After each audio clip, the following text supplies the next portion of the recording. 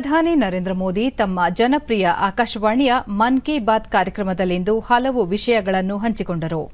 ದೇಶವಾಸಿಗಳೊಂದಿಗೆ ಪ್ರಧಾನಿ ನರೇಂದ್ರ ಮೋದಿ ತಮ್ಮ 91ನೇ ಆವೃತ್ತಿಯ ಮನದ ಮಾತಿನಲ್ಲಿ ಭಾರತಕ್ಕೆ ಸ್ವಾತಂತ್ರ್ಯ ಬಂದು 75 ವರ್ಷ ಪೂರೈಸುತ್ತಿರುವ ಈ ಬಾರಿಯ ಸ್ವಾತಂತ್ರ್ಯ ದಿನಾಚರಣೆ ಒಂದು ಅದ್ಭುತ ಮತ್ತು ಐತಿಹಾಸಿಕ ಕ್ಷಣಕ್ಕೆ ಸಾಕ್ಷಿಯಾಗಲಿದೆ ಎಂದರು. ಸ್ವಾತಂತ್ರ್ಯ ಅಮೃತ ಮಹೋತ್ಸವ ಜನಾಂದೋಲನದ ರೂಪ ಪಡೆಯುತ್ತಿರುವುದು ಸಂತಸದ ಸಂಗತಿ. ಕೆಲವು ವಾರಗಳ ಹಿಂದೆ ಕರ್ನಾಟಕದಲ್ಲಿ ಅಮೃತ ಭಾರತಿಗೆ ಕನ್ನಡದಾರತಿ ಎಂಬ ವಿಶಿಷ್ಟ ಅಭಿಯಾನ ಪ್ರಾರಂಭಿಸಲಾಯಿತು. ಇದರಲ್ಲಿ ರಾಜ್ಯದ 75 ಸ್ಥಳಗಳಲ್ಲಿ ಸ್ವಾತಂತ್ರ್ಯದ ಅಮೃತ ಮಹೋತ್ಸವಕ್ಕೆ ಸಂಬಂಧಿಸಿದ ಹಲವು ಕಾರ್ಯಕ್ರಮಗಳನ್ನು ಆಯೋಜಿಸಲಾಗಿತ್ತು. ಈ ಸಂದರ್ಭದಲ್ಲಿ ಕರ್ನಾಟಕದ ಮಹಾನ್ ಸ್ವಾತಂತ್ರ್ಯ ಹೋರಾಟಗಾರರನ್ನು ಸ್ಮರಿಸುವುದರೊಂದಿಗೆ ಸ್ಥಳೀಯ ಸಾಹಿತ್ಯ ಸಾಧಕರನ್ನು ಮುನ್ನೆಲೆಗೆ ತರುವ ಪ್ರಯತ್ನಗಳು ನಡೆದವು ಎಂದು ಪ್ರಧಾನಿ ತಿಳಿಸಿದರು. ऐतिहासिक पल के गवाह बनने जा रहे हैं. ईश्वर ने ये हमें बहुत बड़ा सौभाग्य दिया है. आप भी सोचिए, अगर हम गुलामी के दौर में पैदा हुए होते तो इस दिन की कल्पना हमारे लिए कैसी होती. गुलामी से मुक्ति की वो तड़प, पराधीनता की बेड़ियों से आजादी की वो बेचैनी कितनी बड़ी रही होगी. जब वंदे मातरम और भारत मां की जय बोलते हुए हम आने वाली पीढ़ियों के लिए अपना जीवन समर्पित कर देते, जवानी खपा देते.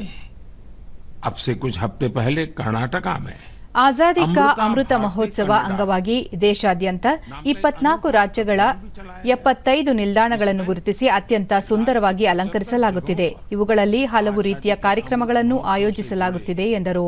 बड़े भव्य कार्यक्रम आयोजित किए गए. इनमें कर्नाटका के महान स्वतंत्रता सेनानियों को याद करने के साथ ही स्थानीय साहित्यिक उपलब्धियों को भी सामने लाने की कोशिश की गई.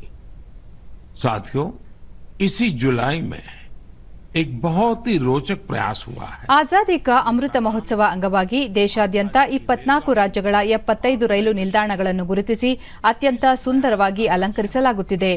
ಇವುಗಳಲ್ಲಿ ಹಲವು ರೀತಿಯ ಕಾರ್ಯಕ್ರಮಗಳನ್ನು ಆಯೋಜಿಸಲಾಗುತ್ತಿದೆ ಎಂದರು. ಸ್ವಾತಂತ್ರ್ಯದ ಅಮೃತ ಮಹೋತ್ಸವದ ಭಾಗವಾಗಿ ಆಗಸ್ಟ್ 13ರಿಂದ 15ರವರೆಗೆ ವಿಶೇಷ ಅಭಿಯಾನ ಆಯೋಜಿಸಲಾಗಿದೆ. ಹರ್ ಘರ್ ತಿರಂಗಾದಲ್ಲಿ ಭಾಗಿಯಾಗಿ ಪ್ರತಿ ಮನೆಯಲ್ಲಿ ತ್ರಿವರ್ಣ ಧ್ವಜ ಹಾರಿಸಬೇಕು. ತ್ರಿವರ್ಣ ಧ್ವಜ ನಮ್ಮನ್ನು ಬೆಸೆಯುತ್ತದೆ, ದೇಶಕ್ಕಾಗಿ ಏನನ್ನಾದರೂ ಮಾಡಲು ಪ್ರೇರೇಪಿಸುತ್ತದೆ. ಆಗಸ್ಟ್ 2ರಿಂದ ಆಗಸ್ಟ್ 15ರವರೆಗೆ ನಾವೆಲ್ಲರೂ ನಮ್ಮ ಸಾಮಾಜಿಕ ಮಾಧ್ಯಮ ಜಾಲತಾಣಗಳಲ್ಲಿ ಪ್ರೊಫೈಲ್ ಚಿತ್ರಗಳಲ್ಲಿ ತ್ರಿವರ್ಣ ಧ್ವಜ ಹಾಕಬೇಕು ಎಂದು ತಿಳಿಸಿದರು. 13 से 15 अगस्त तक आप अपने घर पर तिरंगा जरूर फहराएं या उसे अपने घर पर लगाएं.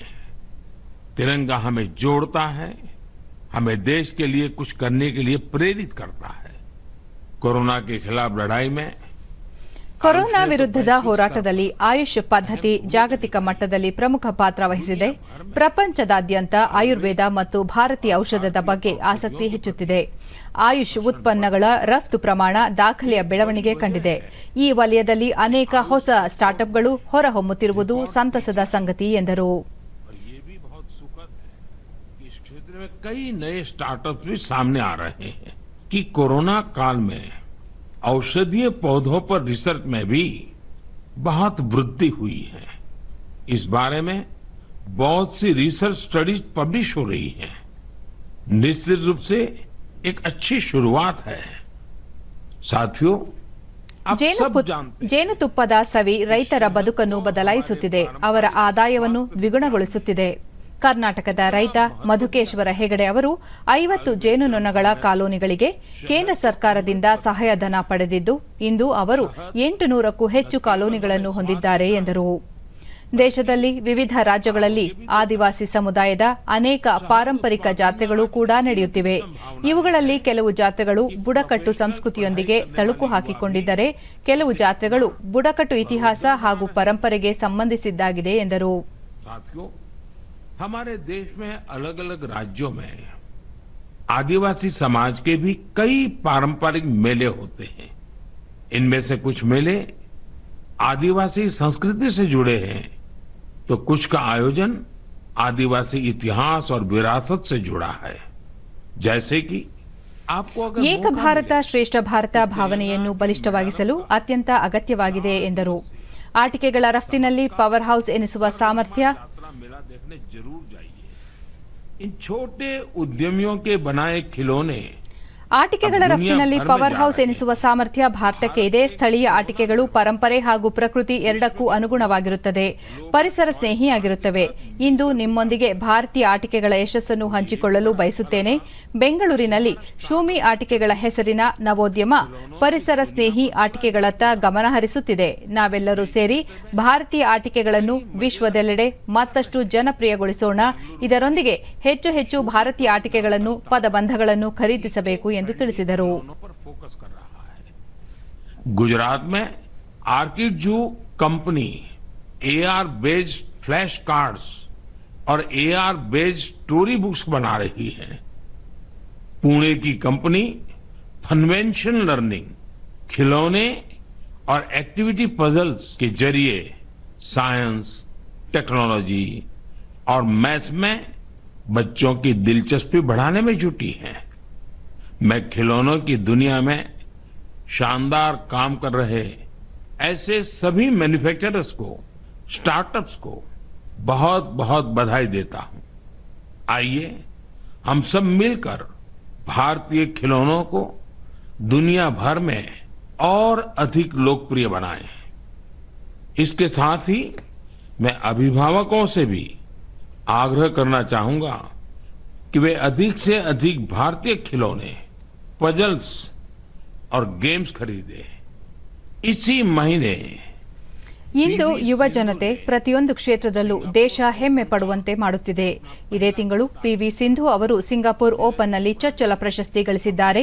ನೀರಜ್ ಚೋಪ್ರಾ ಕೂಡ ತಮ್ಮ ಅತ್ಯುತ್ತಮ ಪ್ರದರ್ಶನ ನೀಡಿ ವರ್ಲ್ಡ್ ಅಥ್ಲೆಟಿಕ್ಸ್ ಚಾಂಪಿಯನ್ಶಿಪ್ನಲ್ಲಿ ದೇಶಕ್ಕಾಗಿ ರಜತ ಪದಕ ಗೆದ್ದುಕೊಟ್ಟರು. ಐರ್ಲೆಂಡ್ ಪ್ಯಾರಾ ಬ್ಯಾಡ್ಮಿಂಟನ್ ಇಂಟರ್ನ್ಯಾಷನಲ್ನಲ್ಲಿ ಕೂಡ ನಮ್ಮ ಆಟಗಾರರು 11 ಪದಕಗಳನ್ನು ಗೆದ್ದು ದೇಶಕ್ಕೆ ಹೆಮ್ಮೆ ತಂದಿದ್ದಾರೆ. ರೋಮ್ನಲ್ಲಿ ನಡೆದ ವರ್ಲ್ಡ್ ಕೆಡೆಟ್ ರೆಸ್ಲಿಂಗ್ ಚಾಂಪಿಯನ್ಶಿಪ್ನಲ್ಲಿ ಕೂಡ ಭಾರತೀಯ ಆಟಗಾರರು ಅತ್ಯುತ್ತಮ ಪ್ರದರ್ಶನ ನೀಡಿದ್ದಾರೆ ಎಂದರು. वर्ल्ड कैडेट रेसलिंग चैंपियनशिप में भी भारतीय खिलाड़ियों ने बेहतरीन प्रदर्शन किया। हमारे एथलीट सूरज ने तो ग्रेको रोमन इवेंट में कमाल ही कर दिया। उन्होंने 32 साल के लंबे अंतराल के बाद इस इवेंट में रेसलिंग का गोल्ड मेडल जीता है। खिलाड़ियों के लिए ಮುಂದಿನ ಬಾರಿ ನಾವು ನಮ್ಮ ಈ ಅಮೃತ ವರ್ಷದ ಬೇರೆ ಬೇರೆ ವರ್ಣಗಳ ಬಗ್ಗೆ ಮತ್ತೊಮ್ಮೆ ಮಾತನಾಡೋಣ ಎಂದು ಪ್ರಧಾನಿ ಹೇಳಿದರು. अंडर 17 विमेन्स वर्ल्ड कप उसकी भी मेजबानी करने जा रहा है। यह टूर्नामेंट अक्टूबर के आसपास होगा, जो खेलों के प्रति देश की बेटियों का उत्साह बढ़ाएगा। मेरे प्यारे देशवासियों, आज हमने आजादी के 75 साल पर देश की यात्रा के साथ अपनी चर्चा शुरू की थी। अगली बार जब हम मिलेंगे तब हमारे अगले 25 साल की यात्रा भी शुरू हो चुकी होगी। अपने घर और अपनों के घर पर हमारा प्यारा तिरंगा फहरे, इसके लिए हम सबको जुटना है।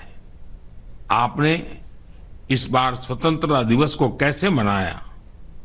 क्या कुछ खास किया? ये भी मुझसे जरूर साझा करिएगा। अगली बार हम अपने इस अमृत पर्व के अलग अलग रंगों पर फिर से बात करेंगे। तब तक के लिए मुझे आज्ञा दीजिए। बहुत बहुत धन्यवाद।